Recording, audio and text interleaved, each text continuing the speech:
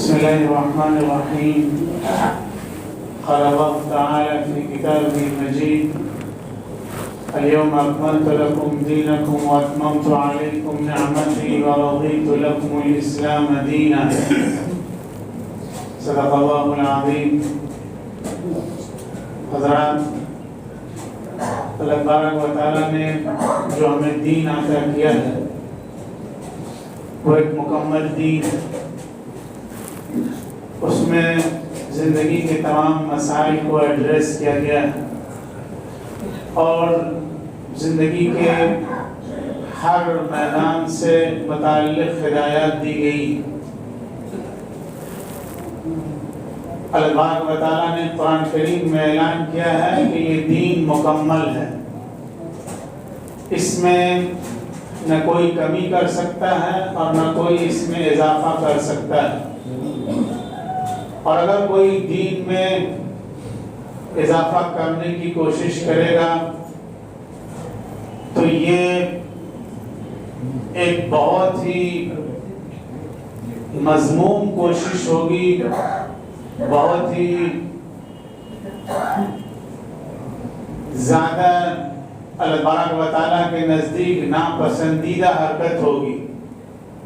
حضور اکرم صلی اللہ علیہ وسلم نے فرمایا کہ من احدث فی امرنا ھذا ما لیس منہ فہو رد، کہ جو دین میں کوئی نئی چیز ایجاد کرے، نئی چیز داخل کرے تو وہ چیز ایکسیپٹڈ نہیں ہے. اللہ تبارک و تعالیٰ کے نزدیک وہ ریجیکٹڈ.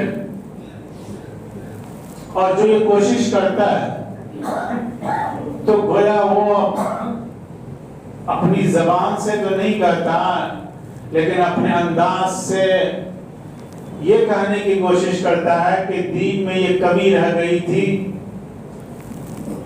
اور حضور کو ایسا کہنا چاہیے تھا یا ایسا کرنا چاہیے تھا لیکن انہوں نے ایسا نہیں کیا یا ایسا نہیں کیا، اس لیے ہم یہ کر رہے ہیں. کوئی حضور سے زیادہ اپنے آپ کو دین کے بارے میں وہ سمجھدار سمجھتا ہے. وہ اپنی زبان سے نہیں کہتا لیکن اپنے انداز سے وہ ضرور یہ کہتا ہے. اور یہ بہت ہی خطرناک چیز ہے کہ کوئی اپنے آپ کو حضور سے زیادہ دین کے بارے میں سمجھدار بننے کی کوشش کرے اور جس دین کو اللہ نے مکمل کر دیا، کمپلیٹ کر دیا، اس میں ایڈ کرنے کی کوشش کرے. حضور اکرم صلی اللہ علیہ وسلم نے فرمایا کہ ایاکم ومحدثات الامور فإن كل محدثة بدعة وكل بدعة ضلالة وكل ضلالة في النار. کہ تم دین میں نئی چیز داخل کرنے سے بچو، اس لیے کہ ہر نئی چیز بدعت ہے اور ہر بدعت گمراہی کی طرف لے جاتی ہے اور ہر بدعت انسان کو جہنم کی طرف لے جاتی ہے. وَكُلُّ ضَلَالَةٍ فِي النَّارِ، ہر بدعت کا نتیجہ جو نکلتا ہے وہ جہنم کی صورت میں نکلتا ہے. انسان اس کی وجہ سے جہنم سے قریب ہوتا ہے. تو دین میں لوگوں نے بہت سی نئی چیزیں داخل کر لی ہیں جن کا دین سے کوئی تعلق نہیں ہے، دین سے کوئی ریلیشن اور کنیکشن نہیں. ان میں سے ایک چیز وہ خرافات ہیں جو شعبان کے مہینے میں کی جاتی. شعبان کے مہینے میں جس کے بارے میں حضور اکرم صلی اللہ علیہ وسلم نے فرمایا کہ شعبان الشہری و رمضان الشہر اللہ، کہ شعبان میرا مہینہ ہے اور رمضان اللہ کا مہینہ ہے. یہ شعبان کے مہینے کی فضیلت ہے، اس کی اہمیت ہے. لیکن اس بابرکت مہینے میں لوگوں نے بہت سی نئی چیزیں اپنی طرف سے گڑھ لی ہیں اور بہت سی نئی چیزیں وہ اس مہینے میں کرتے ہیں. مثال کے طور پر اس مہینے میں قرآن خوانی کا ایک سلسلہ شروع ہوتا ہے اور ایسا سمجھا جاتا ہے کہ جو اس مہینے میں قرآن خوانی کرا دے گا تو اس کے جو آبا و اجداد گزر چکے ہیں ان کی مغفرت ہو جائے گی، اور کسی اور مہینے میں اس کا اہتمام نہیں کیا جاتا، اس کی توجہ نہیں کی جاتی۔ یہ کہاں سے آیا کہ شعبان میں قرآن خوانی کرائی جائے، اور اس کے لیے جو طریقہ اختیار کیا جاتا ہے، جو طریقہ اس وقت رائج ہے کہ پیسے دے کر کے پڑھنے والوں کو بلایا جاتا ہے، ہائر کیا جاتا ہے، لوگوں کو قرآن کو بیچا جاتا ہے، قرآن کو خریدا جاتا ہے، اس کا دین سے کوئی تعلق نہیں ہے۔ قرآن کو بیچنا، قرآن کو خریدنا اور پیسے دے کر کے قرآن خوانی کرانا یہ بالکل حرام ہے۔ جو کرتے ہیں وہ بھی مجرم ہیں، اور جو کراتے ہیں وہ اس سے بڑے مجرم ہیں کہ وہ اس کے لیے موٹیویٹ کرتے ہیں، اور پھر بس یہ سمجھتے ہیں کہ اسی مہینے میں قرآن خوانی کرائی جائے گی تو ہمارے آباء و اجداد کی مغفرت ہو جائے گی۔ یہ کانسیپٹ کہاں سے آیا ہے؟ یہ بدعت ہے جس کو لوگوں نے اپنی طرف سے گڑھ لیا ہے اور دین میں داخل کر دیا ہے۔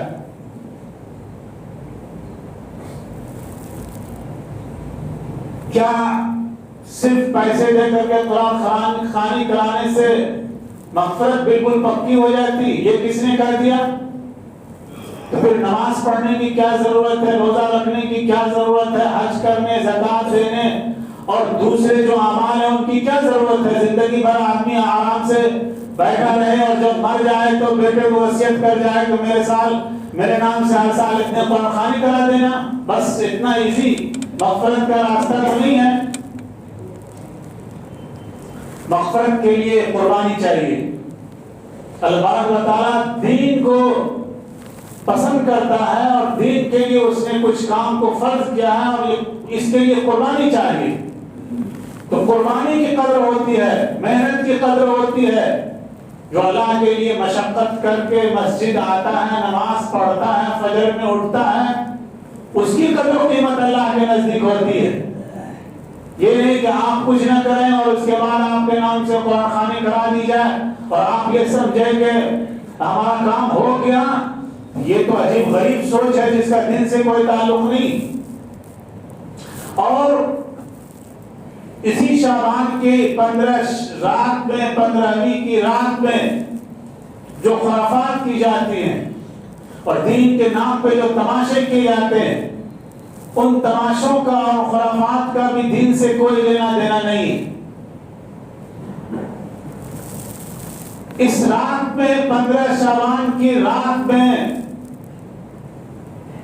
ایک میلہ کا سما ہوتا ہے، ایک بھیڑ بھاڑ ہوتی، دھما چوکڑی ہوتی، اور عورتیں باہر نکلتی ہیں، قبرستان جاتی ہیں، ہلڑ بازیاں ہوتی ہیں اور قبروں پر چراغ جلائے جاتے ہیں، موم بتیاں جلائی جاتی ہیں، اگربتیاں جلائی جاتی ہیں۔ یہ کون سا دین ہے، یہ کون سا اسلام ہے؟ یہ تو بالکل غیروں کا طریقہ ہے کہ موم بتی جلا کر کے اور یہ سمجھا جائے کہ ہم نے جو ہے بڑا کام کر دیا، بڑا تیر مار دیا اور اس کے ذریعے سے ہمارے مرنے والوں کی مغفرت ہو جائے گی۔ موم بتی کے ذریعے سے مغفرت کا کانسیپٹ کہاں سے آیا ہے؟ اگربتی کے ذریعے سے مغفرت کا کانسیپٹ کہاں سے آیا ہے؟ ظاہر ہے کہ یہ بالکل غیروں کا طریقہ ہے، یہ کفر کا طریقہ ہے، شرک کا طریقہ ہے۔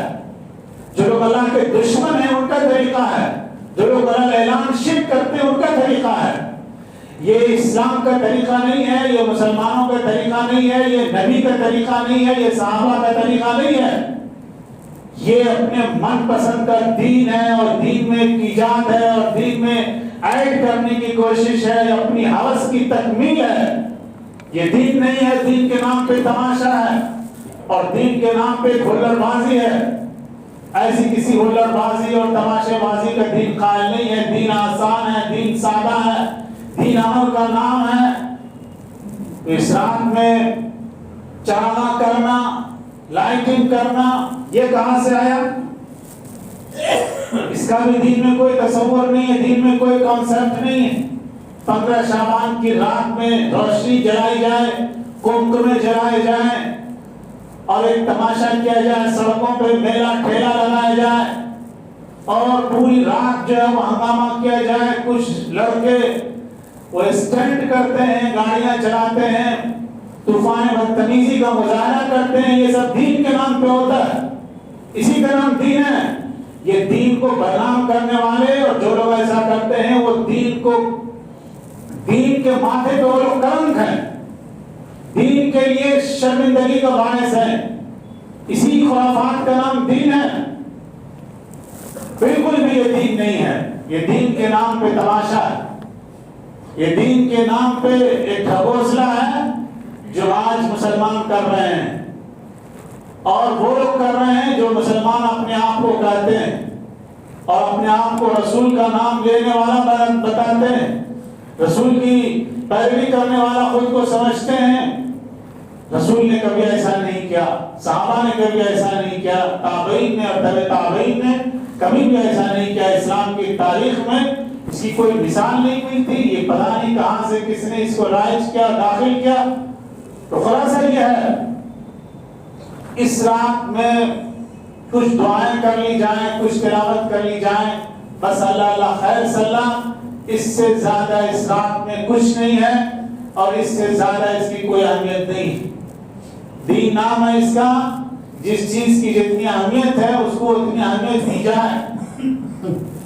دین میں نماز کی سب سے زیادہ اہمیت ہے. حضور نے فرمایا من ترک الصلاۃ متعمدا فقد کفر. جس نے جان بوجھ کے نماز چھوڑ دیا اس نے کافر والا کام کیا.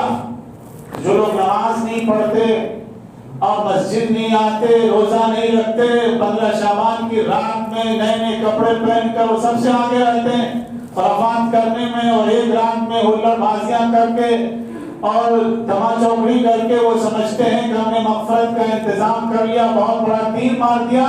یہ بہت بڑی غلط فہمی ہے. یہ غلط فہمی دور ہونی چاہیے. اللہ تبارک و تعالیٰ ہم سب کو دین کا صحیح سمجھ عطا فرمائے اور اپنے رسول کی سنت پر چلنے کی توفیق عطا فرمائے. وآخر دعوانا الحمدللہ رب العالمین.